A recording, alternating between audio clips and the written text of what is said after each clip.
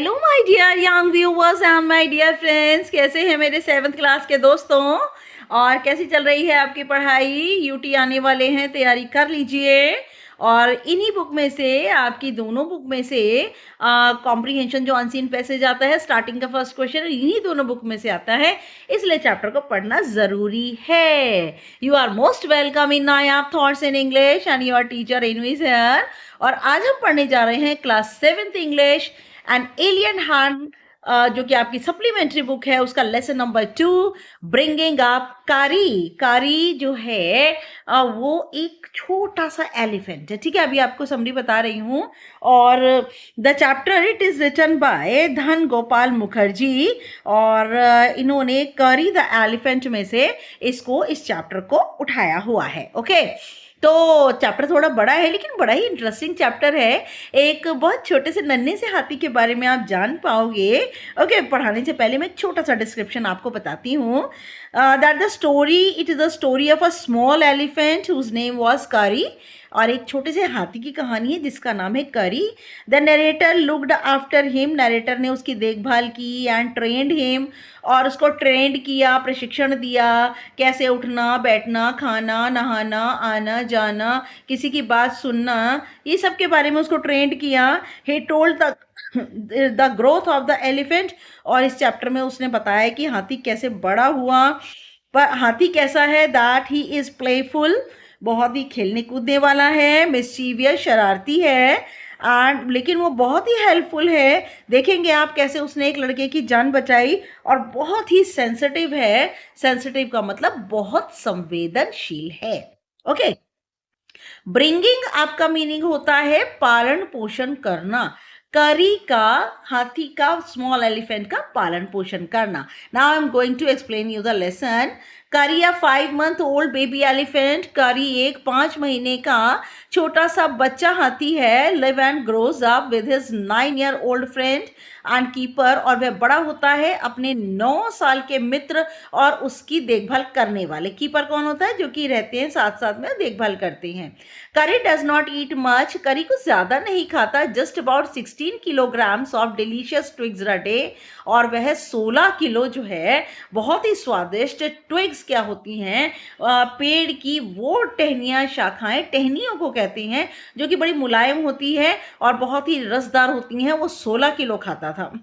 Playful and sensitive, बहुत ही खेल कूदने वाला, सेंसिटिव, संवेदनशील। करी saves a boy from drowning, और करी ने जो है वो ऐसा नहीं है, समझदार बहुत है, उसके अंदर बहुत ही अच्छी अंडरस्टैंडिंग है, और उसने एक लड़के को डूबने से बचाया। Curry the elephant was 5 months old when he was given to me to take care of.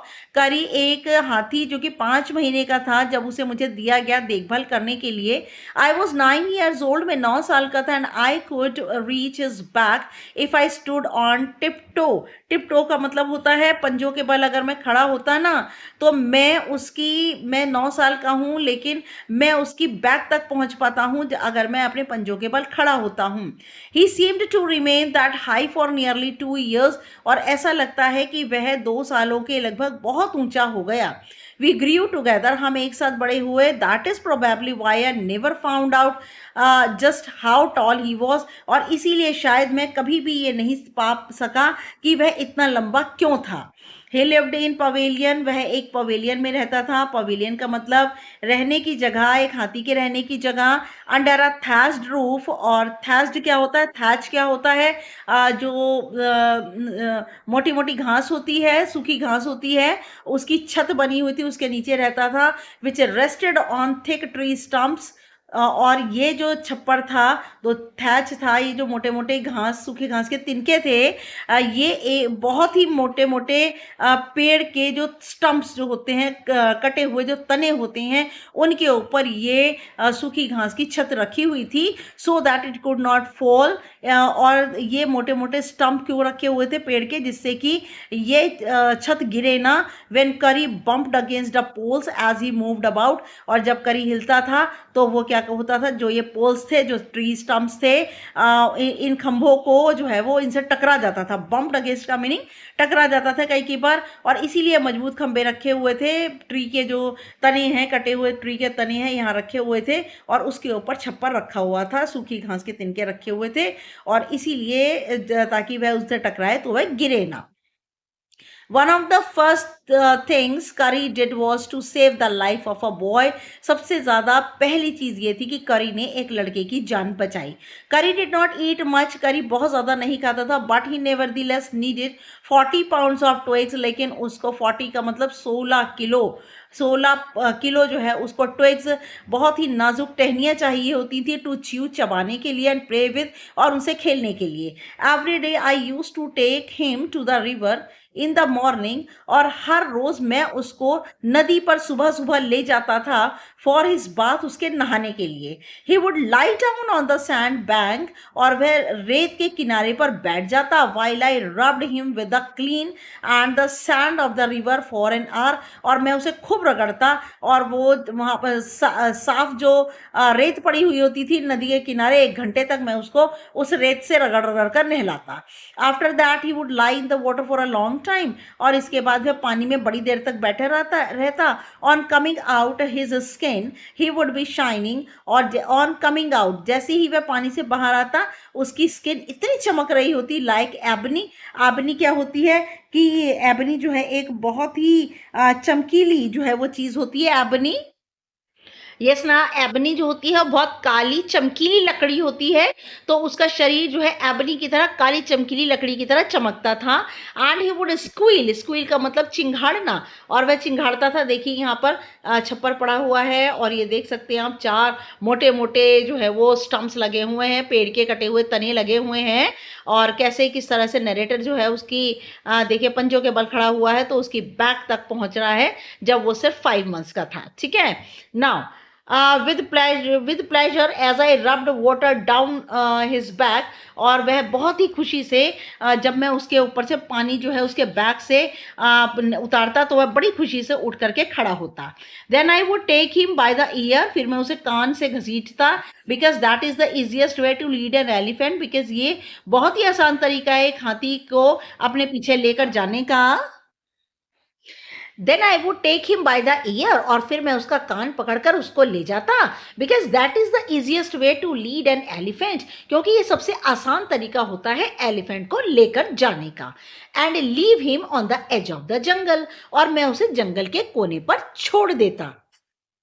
While I went into the forest, और जबकि मैं जंगल में चला जाता, to get some luscious, luscious का मीनिंग रसदार, twigs का मतलब टहनियाँ, for his dinner, उसके रात के खाने के लिए रसदार टहनियाँ लेने के लिए मैं जंगल में चला जाता।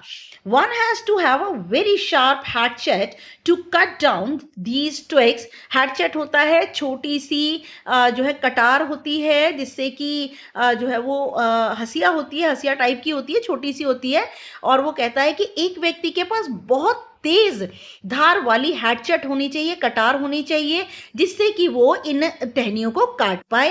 It takes half an hour to sharpen the hatchet, मुझे आधा घंटा लगता अपनी हैटचेट को, अपनी कटार को, अपनी हसिया को तेज करने के लिए आधा घंटा लगता। Because if a twig is mutilated, और अगर ये जो टहनी है मटिलेटेड का मतलब इसके काटते वक्त बहुत सारे टुकड़े हो जाएं, and elephant will not touch it, और हाथी इसे छूता नहीं है। पूरी पूरी टहनियां चाहिए हाथी को। It was not an easy job to get twigs and saplings for curry, और करी के लिए टहनियाँ और छोटी छोटी कोंपले लाना आसान काम नहीं था। I had to climb all kinds of trees, मुझे हर तरह के पेड़ पर चढ़ना पड़ता, to get the most delicate and tender twigs, जिससे कि मैं बहुत ही ज़्यादा मुलायम, और टेंडर होता है बहुत ही ज़्यादा मुलायम, और डेलिकेट बहुत ही ज़्यादा नरम जो है वो टहनियाँ ला पाऊँ। As he was very fond of the young branches of the banyan tree, और fond of का मतलब शौकीन, और क्योंकि करी बहुत शौकीन है उन नई नई शाखाओं का जो कि बैनियन ट्री की, वट वृक्ष की होती हैं, which grows like a cathedral, और जो कि कैथेड्रल की तरह, cathedral of leaves, cathedral of leaves, cathedral क्या होता है, चर्च, ऑफ लीव्स, जैसे कि चर्च की शेप होती है उस तरह की जो पत्तियां होती हैं जैसे बैनियन ट्री की उगी होती हैं, एंड ब्रांचेस और उसकी शाखाओं को उसको खाने का उसको बहुत शौक था। आई वॉज गैदरिंग सम, और एक बार मैं कुछ इकट्ठी कर रहा था। One spring day in March, March के बसंत के दिनों में, when I suddenly heard Kari calling to me in the distance, और तभी अचानक मैंने कारी की आवाज सुनी कि कुछ दूरी से वह मुझे बुला रहा था। As he was still very young, the call was more like that of a baby, हालांकि अब वह बड़ा हो गया था लेकिन उसकी आवाज एक बेबी एलिफेंट जैसी लग रही थी बजाय एक बड़े हाथी के। I thought somebody was hurting, मैं सोच रहा था हर्टिंग का मतलब नुकसान पहुंचाना, मैंने सोचा कि शायद कोई उसे नुकसान पहुंचा रहा है। So I came down from my tree, इसीलिए मैं अपने पेड़ से नीचे उतरा and ran very fast to the edge of the forest, और मैं जंगल के कोने पर जहां मैंने उसे छोड़ा था मैं वहां पर दौड़ कर गया। But he was not there, लेकिन वह वहां नहीं था। आई लुक्ड ऑल ओवर, मैंने सब जगह देखा, but I could not find him, लेकिन वो मुझे ना मिल सका। I went near the edge of the water, मैं पानी के किनारे गया and saw a black something struggling over its surface, मैंने देखा कि कुछ काली काली चीज संघर्ष कर रही थी पानी की सतह पर। देन इट रोज हायर, उसके बाद वह चीज ऊंची उठकर खड़ी हुई, and it was the trunk of my elephant, और ये मेरे हाथी की सूंड थी। I thought he was drowning, drowning का मतलब डूबना, मुझे लगा वह डूब रहा था।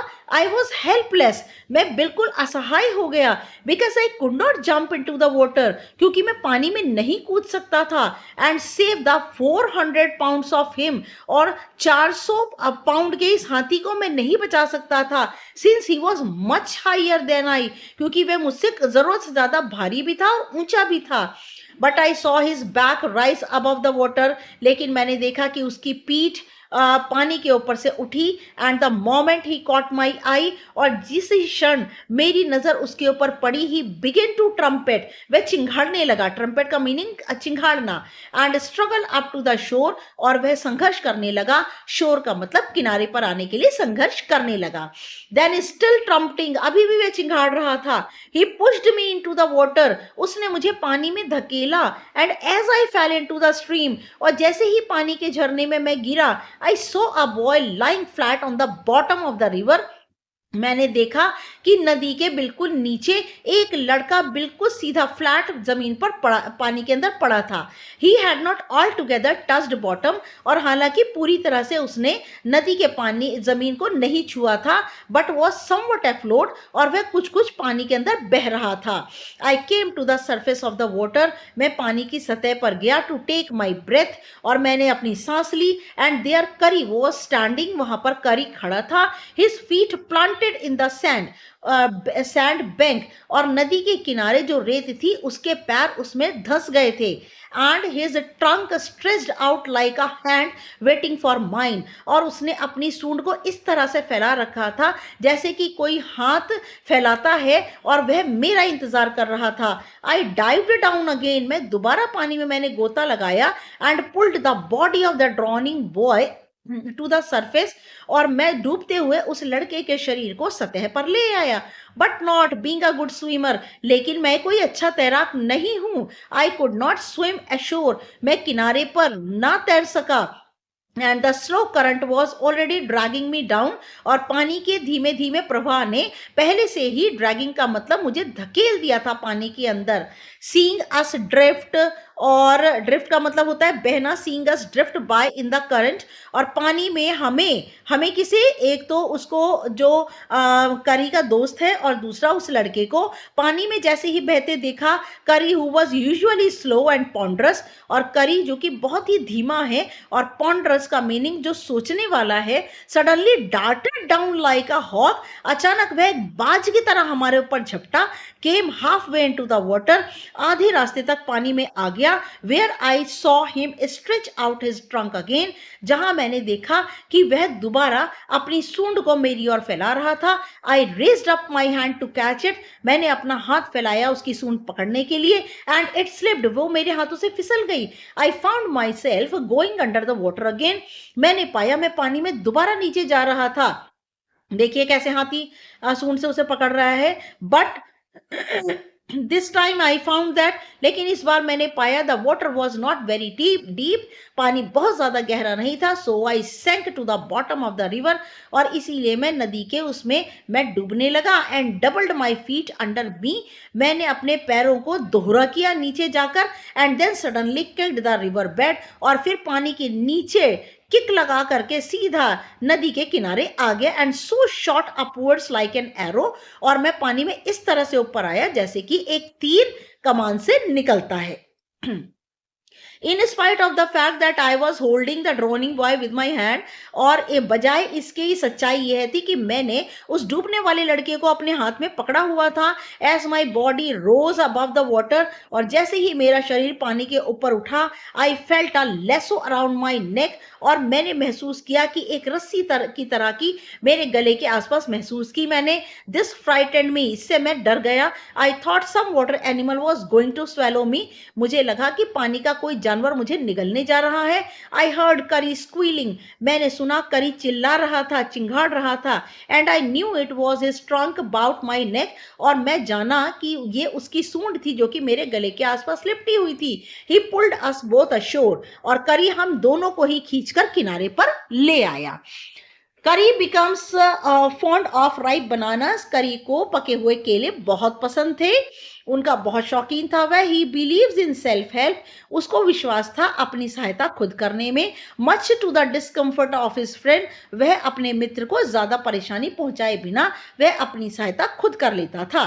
विद क्वाइट डिग्निटी, बड़ी शान के साथ, Kari accepts the chiding he knows he deserves, और करी जो है चाइडिंग का मतलब होता है हल्की फुल्की डांट को सहन कर लेता है, स्वीकार कर लेता है, क्योंकि वो जानता है कि वो इस डांट के लायक है। क्या हुआ था देखिए।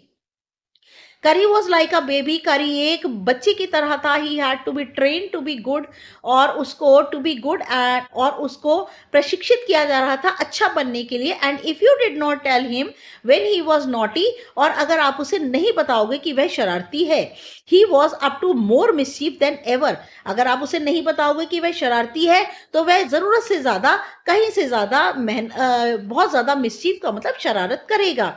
फॉर इंस्टेंस, उदाहरण के लिए, one day somebody gave him some bananas to eat, एक दिन की बात है किसी ने उसे कुछ केले खाने को दिए। Very soon he developed a great love for ripe bananas, जल्दी ही उसने पके हुए केलों के प्रति प्यार विकसित कर लिया।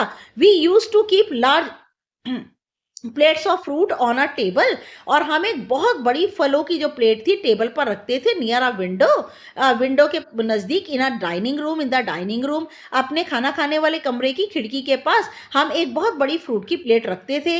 One day all the bananas on that table disappeared, और एक दिन की बात है कि सारे के सारे केले उस टेबल के ऊपर से अदृश्य हो गए। And my family blamed the servants for eating all the fruit in the house, और मेरे परिवार ने दोष दिया नौकरों को कि उन्होंने घर के सारे फलों को खा लिया।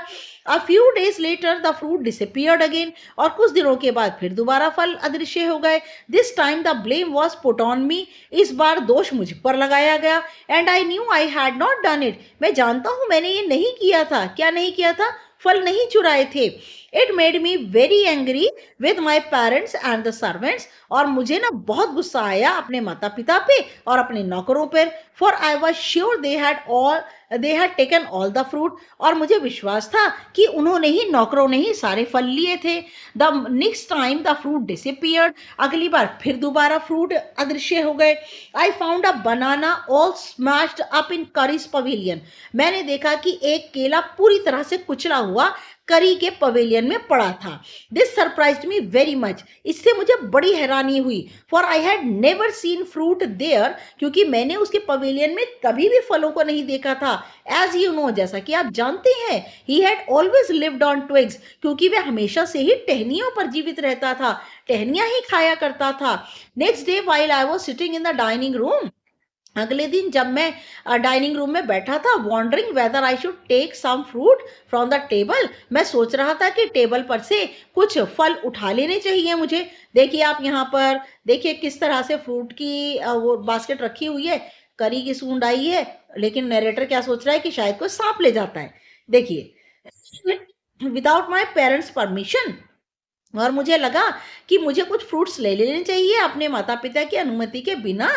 तभी मैंने देखा अ लॉन्ग ब्लैक थिंग, एक लंबी काली चीज, very much like a snake, बिल्कुल सांप की तरह, suddenly came through the window. अचानक एक काली लंबी चीज खिड़की के जरिए आई and disappeared with all the bananas, और सारे के सारे केले लेकर के अदृश्य हो गई।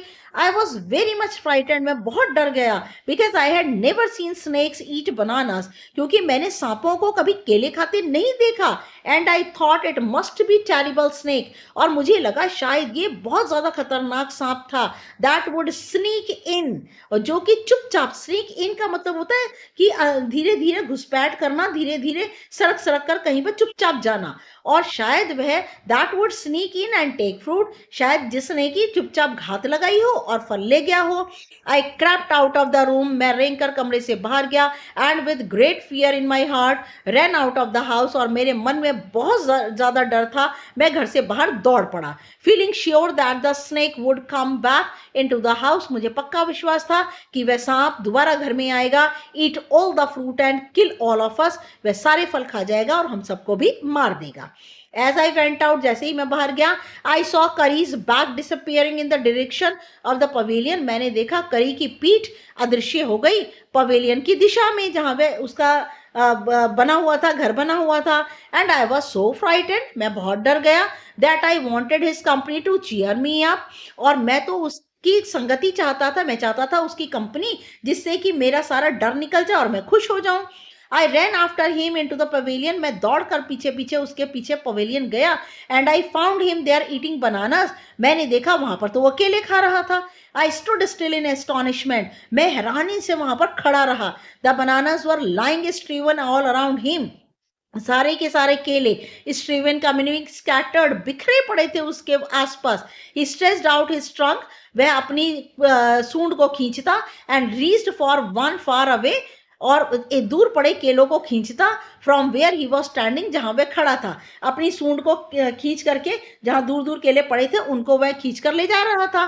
That instant the trunk looked like a black snake, मुझे ये समझते 1 मिनट में देर ना लगी कि ये जो काली लंबी सी चीज थी, वो जो काला सा सांप था, वो उसकी सूंड थी। एंड आई रियलाइज दैट करी वॉज द थीफ, मैंने महसूस किया कि करी एक चोर था। आई वेंट टू हिम, मैं उसके पास गया, pulled him out by the year, उसके कान खींचे, and joyously showed my parents that it was करी, और बड़ी खुशी से अपने माता पिता को दिखाया कि ये करी था, and not I that had eaten all the fruits these many weeks, और इन इतने हफ्तों से ये मैं नहीं था कि जो सारे फलों को खा रहा था, बल्कि ये कौन था, करी था।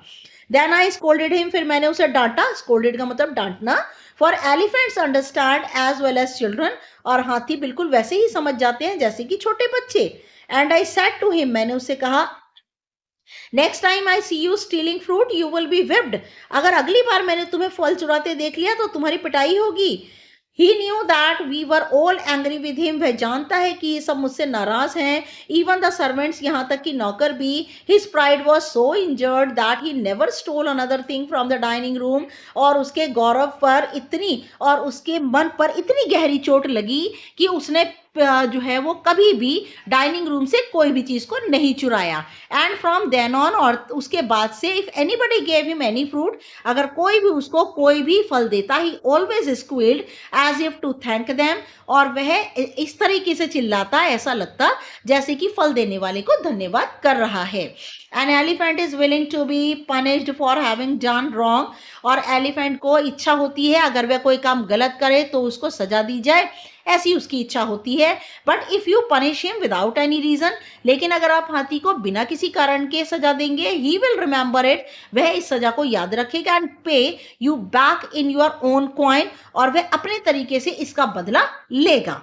करी इज अ फास्ट लर्नर, करी बहुत जल्दी जल्दी सीखने वाला है।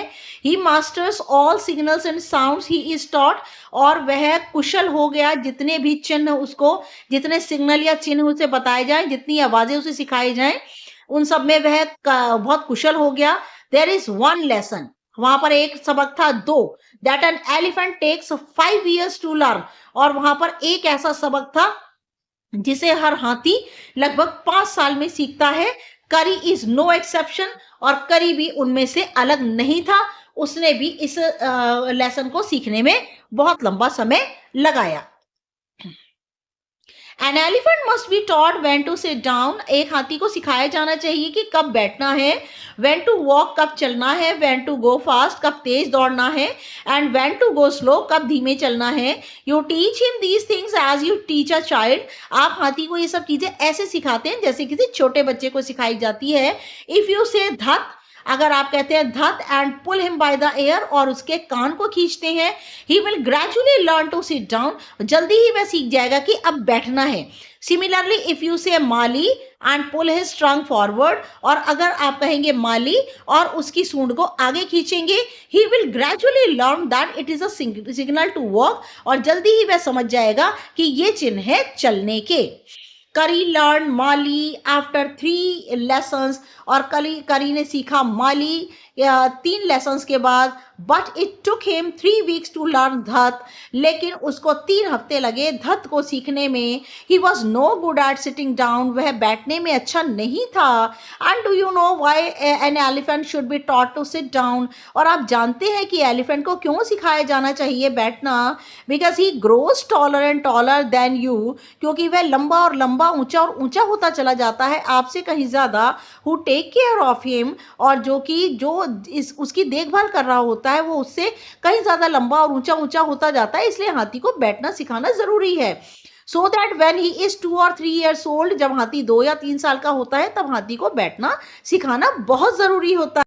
So that when he is 2 or 3 years old, और इसीलिए जब वह 2 या 3 साल का होता है, you can only reach his back with a ladder, आप उसकी पीठ पर सिर्फ एक सीढ़ी लगाकर ही चढ़ सकते हैं।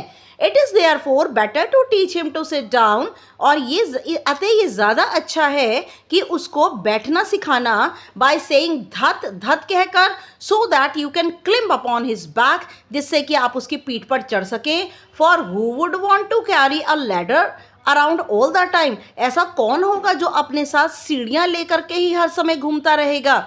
The most difficult thing to reach an elephant is the master call, और सबसे ज़्यादा मुश्किल होता है हाथी को टाइगर मास्टर कॉल के बारे में सिखाना। He generally takes 5 years to learn it properly, और वह अक्सर 5 साल तक लेता है इसको सीखने में, ढंग से सीखने में। The master call is a strange hissing, master call एक तरह की हिस्स की आवाज़ होती है, जैसे सांप करता है।